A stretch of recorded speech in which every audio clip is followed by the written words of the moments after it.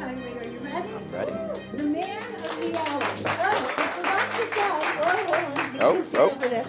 I forgot to tell you all how he ended up here. So there are 4 people that are the reason Kyree is standing here today. I really didn't know who Kyree was. However, my good friend Jennifer Robinson, who's the head of Fem City, she was like, oh, he's awesome. You know, you should ask him. And then I'm like, yeah, I never heard of him. So I'm like, next.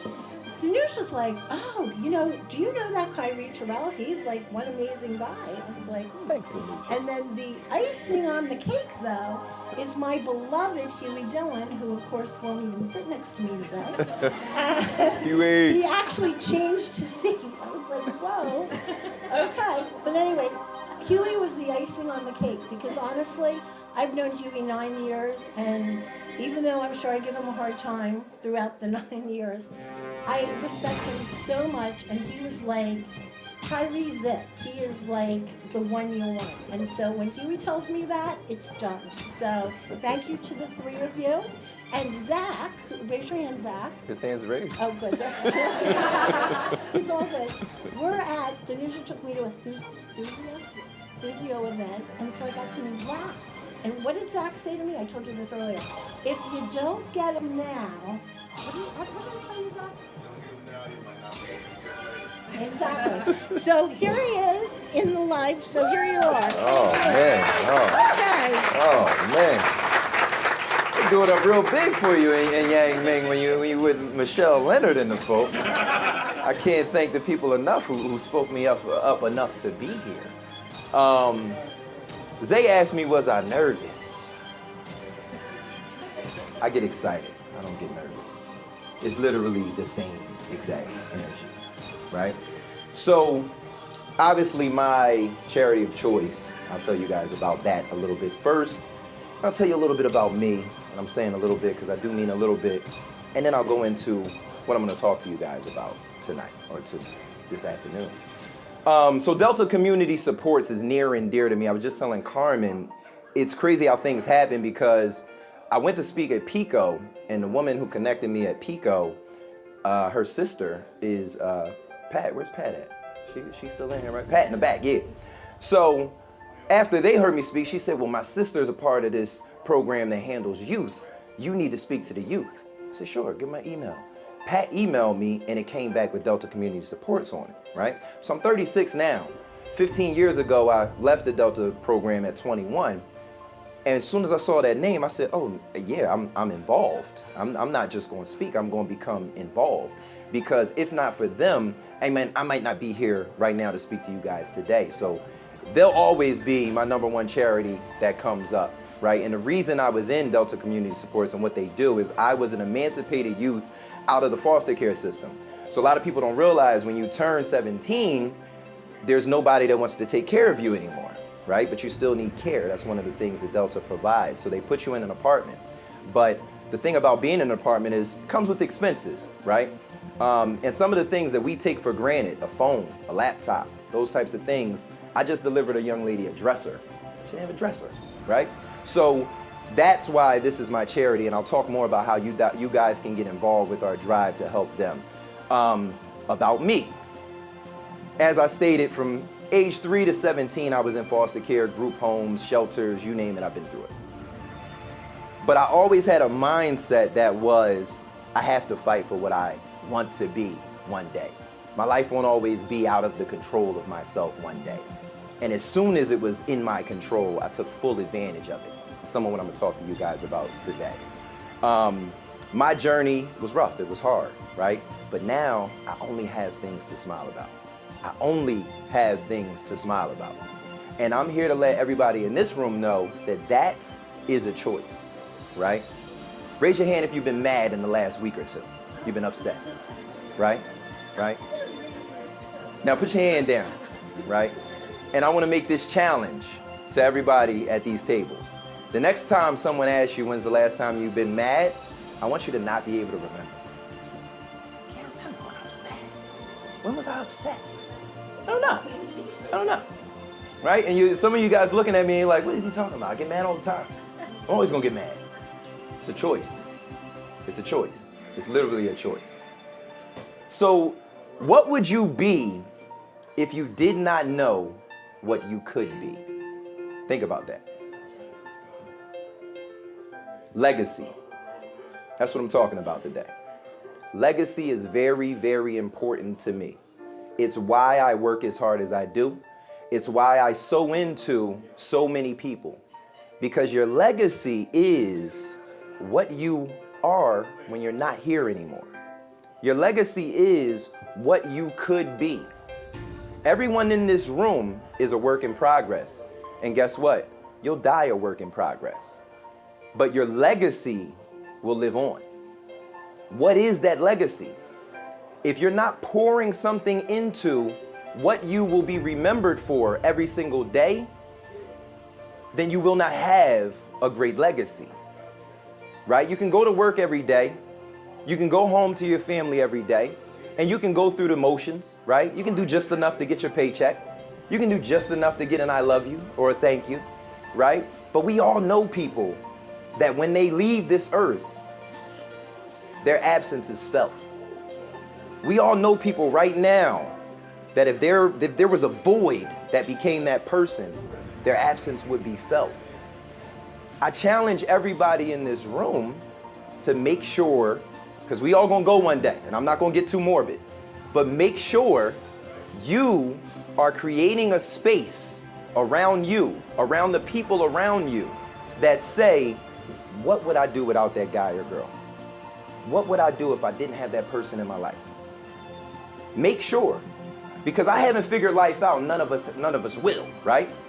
But what I have figured out is what makes me happy. And I believe that happiness is the key to life. I believe that if you do the things that make you happy all the time, your hand won't go up when you're asked when the last time you were mad, right? Because you always do what makes you happy. You're always around the people that make you happy. Now, being in the foster care system for me was a plus and a minus, because you know one thing it taught me? It taught me that I don't need people, right? But it also taught me that I do need people. And I'm explaining the two sides of that. Negative people will enter your life. People that don't do the things that you do, aren't interested in the things that you're interested in, and bring you down will enter your life. I don't care if they're a coworker, I don't care if they're your relationship, I don't care who they are, they'll enter your life.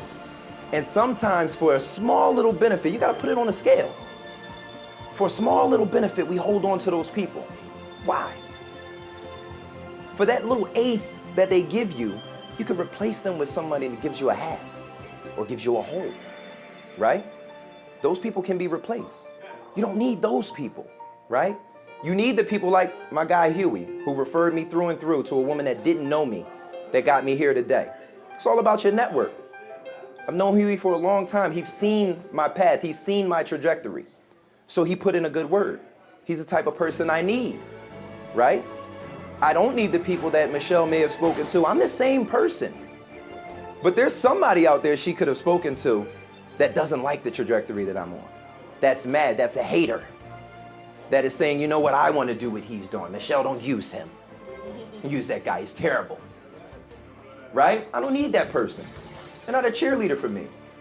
And the thing about me is, my team will tell you I pour in constantly. It's all I do.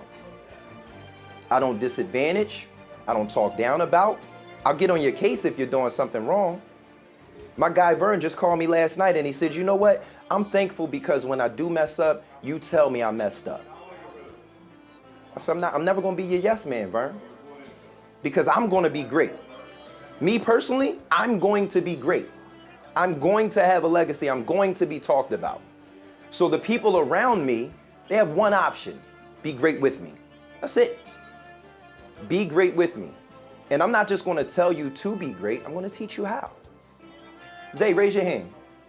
This is Zay. Do I teach you how? Do I talk to you constantly about how not? Exactly. So Zay's here because when I first started my new Philly, I know from being in the film world for a little while that the film industry and TV industry is severely depleted behind the scenes with women, and especially women of color. So it was important to me to have women and women of color on my team, especially behind the scenes. And I just put a little tag out on Instagram and I said, tag your favorite female videographer. I need some videographers on this team. Zay's name came up a million times. And now I call her Peta. Call her Peta. Peta is short for pain in the ass. Because she's like a little sister to me. That nagging little sister. But she's talented. So I so into her, and I keep making sure that she's being great. Because the thing about greatness and the thing about legacy is, it's yours. Greatness is yours. Your legacy is yours. The world is abundant. It's abundant with happiness. It's abundant with money. It's abundant with opportunity. But all of that, once again, is a choice. Think about this. Perspective, right? Any Eagles fans in the building? Any Dallas fans in the building? Put your hand, you better put your hand down, you get rolled on up in Yangming. Start throwing some tables around in Yangming. Got Dallas fan in the building. But perspective. So we're watching the game, right? Perspective. Let's say, let's go with the Eagles team. Let's say Nelson Aguilar catches a pass, right? Bobbles it around a little bit. Looks like it hits the ground. Every Eagles fan is saying, oh no, that ball didn't touch the ground. It's a touchdown. It's your perspective, you're an Eagles fan. But every Dallas fan, just many of them, is saying, no, that ball hit the ground, right? Everyone on the 40-yard line is saying, oh no, clearly hit the ground, clearly. But everyone on the end zone is saying, I don't know if it hit the ground. It's perspective. There's one right answer. They're going to review the play. They're going to watch it on tape. Your perspective doesn't matter. There's one right answer. But everyone has a different perspective. There's one right answer. But guess what? Life ain't on tape. You can't rewind it and see what you did wrong. You can't go back. You can't fix it. But you can operate within your perspective. If your perspective is on, there's no abundance for me. Huey Dillon has Philly chit chat. I can never take photos and be as great as Huey Dillon. Michelle Leonard's one of the best realtors ever. I could never be as good as her, but if I could be half as good as her, I'd be okay. Kyree Terrell's rising in the media world, but I can only be half as good as Kyree Terrell. People tell me all the time, well, you the next Tyler Perry. Well, you the next Spike Lee. I say, no, I'm first Kyree Terrell. That's what I am. Because my greatness and my success will never be judged by another human being, right? I don't get fame shocked or what they call this, a celebrity, allure, right? And I'm not saying it's not okay. I'd love to meet Oprah. She's one of my favorites, right? Media mogul. I'd love to meet Tyler. But my heart won't beat fast when I meet them because they're a human being. They simply took advantage of their opportunities, that's all. It's the only difference between us and them. They got up a little earlier, they worked a little harder. Anybody at any of these tables in here can be as great or greater, if that's your perspective. But the power of perspective is huge. And if you're not thinking about it consciously, if you're not saying, why am I saying these things to myself? Why am I not talking me up all the time? Why am I not saying that I can do it rather than I'm telling people I can't? I can never do that. They're too good at that. Now, I'm not saying you're going to be Michael Jordan and in basketball and you're 43 years old. But I am saying that whatever you're good at, be the best at it. If not, why do it? Right? When I say this around the studio all the time. When I got one of these in my hand, this right here, this beloved device, I feel like Allen Iverson on the basketball court. Y'all remember Allen Iverson? Yeah. Undersized, led the league in scoring for years. Took a bare-bone Sixers team to the championship and only lost to the juggernaut Lakers with Shaq and Kobe. If they ain't have Kobe or they ain't have Shaq, we would have won that championship. I just want to tell you. But they had Shaq and Kobe. But I feel like Allen Iverson on the basketball court when I had this in my hand because I'm disadvantaged, right? I'm self-taught. Nobody told me how to do this. I taught myself because I wanted to. I made the decision one day that I was going to be a film director. And from that day, I just sold into that craft. And I didn't sow into that craft half-assed. I sold into that craft to a point where if I didn't know it, I studied it. If I heard a term that was unfamiliar to me that had to do with film, I studied it. I learned it. I made all my weaknesses my strengths. I say that to my team all the time. What can't you work in here? What device don't you know? Treat it like you bought it. Don't ask me because I know how to work it. Treat it like it's yours. There's a different perspective that comes along with that, right? We all buy things and we know somebody that has one, so we just call them. How do I work the so-and-so? But how many things have you bought that you've never called anyone because it was yours? Simply because it was yours. Think about that perspective. Simply because you bought it, you taught yourself how to work it. But because you know Thanuja got one, you call Thanuja up. Well, Thanuja, I just got the so-and-so. You got one, right? Teach me how to work it. That's your perspective, right? We got to fix those things. We got to make our strengths weaknesses consistently. And then what we have to do is we have to put those upon other people. Every successful person is successful because they had a dream, they had a vision, and they executed in that field, and then they taught other people how to execute that field. And those people, if they're lucky, dominated that field again, and then they taught people how to do that field. That's how it works, right? There's always more people at the bottom than there are at the top. And that's mainly because of perspective. I literally believe that everyone can have wild, unimaginable success, whatever success is to you. Some people go and be a firefighter. Some people go and be a cop. Some people go and be a teacher. You may look at that and say, well, they're not high-paying jobs. But for these people, when they grew up and when they saw the lights ride by and when they saw people in danger or whatever it was, they wanted to do that thing. They wanted to save people. They wanted to teach people. They wanted to do that. That's success for them. It's all about your target. Where are you going? What are you creating that's going to make people say, you know what? I could be like this person if I were to listen, if I were to follow. But then, are you going to be that person that is unselfish in empowering them to be even better than you? That's the key. Unselfishness. Because I read a book talked about Bobby Flay and how he started doing cookbooks for free.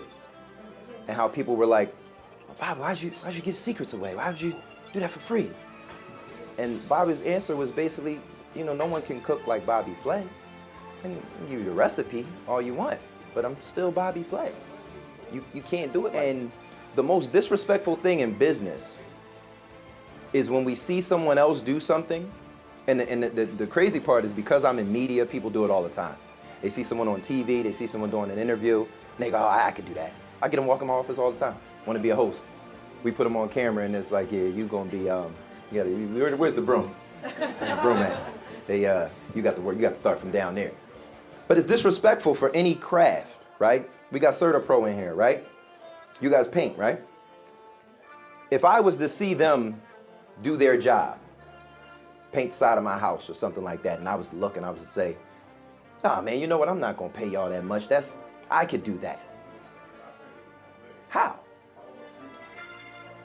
Do I possess the knowledge of what his day-to-day is? Have I went through the pitfalls that have gotten him to be a recognizable brand in that industry? You know how disrespectful it is for me to say, give me a paintbrush, watch this. It's disrespectful. And we do that constantly in business. We talk about how someone should do their jobs better or could do their jobs better. Or the most disrespectful one, I could do that better than them. Could you now? I'd love to put you on that stage and let's see. I'd love for my guy to pass you a paintbrush and let's see. Because you're not there, right? And the worst thing of them all today is social media. Because social media has everyone judging other people's highlight films against your behind the scenes, right? People don't post their failures. They don't post their hard times. They don't post their arguments. They don't post their accidents. They post their triumphs. So now here you are scrolling along, and you're like, man, the Joneses just keep winning. I'm tired. What am I doing with my life that I'm not like the Joneses? They got a new car. Car ain't got no engine in it. You don't know that though. They got a nice house. It's not theirs. They just walked by and took a picture. Right? Perspective. People show you what they want you to see. And social media has created this monster. It's the gift and the curse. It's how you use. There's a book I read. I can't remember the name of the book. But they say to envision yourself on your last days. Right? Steve Jobs literally did this and wrote about it during his last days. Right? And he talked about the things you think about when you know. Some of us aren't going to know. He knew that it was his last days. Right? The things you think about change when you know it's your last days, right? And what's important isn't important anymore, right? Me and my team, we run around here all day, every day, and we trying to cover the best and the brightest in Philadelphia and all of those types of things. But if one of us was on our last days, none of that would matter anymore. But it's the number one thing we wake up and think about right now, right? So the challenge in that is to consciously understand that you will get there one day, right? But where do you want to be when that day comes? Now, if you're not thinking about that consciously, then you're just living day to day. You're going through your day, you're going through the motions, and next thing you know, 10 years go by and you're in the exact same spot you were 10 years ago. Because you were not consciously thinking about your legacy. So as I bring that piece of my talk to a close, think about what would you be if you knew what you could be? Anybody here know what they could be? And before you answer, the answer I'm looking for is who you could be if you did get up a little earlier, right? Look in the mirror right now. Everybody looking in the mirror right now. If you did finish things on time. If you did follow up. If you did call people back. If you did what you said you were going to do. Right? Does anybody know who you could be if you did those things today? I hope you guys donate to the cause. I hope you check out mynewphilly.com and refer mynewphilly.com. We also come on TV on Comcast and Verizon on the weekends. It's Thursday and Sunday, 6 p.m. and 9 a.m. 6 o'clock on Thursdays, 9 a.m. on Sundays. It was Saturday or Sunday, but y'all check it out. We on there one of those days.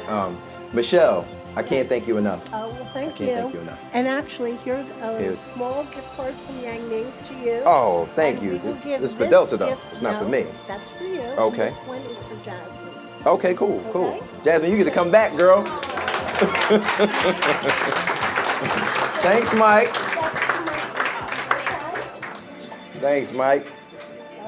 I guess I got to put this down so y'all can eat, right? Because you know I can talk all day. I can take y'all to 4 o'clock if y'all want to. Did you want to? Oh, Mike, no, you just done? Oh, Fanuja, tell you about next week. Yes.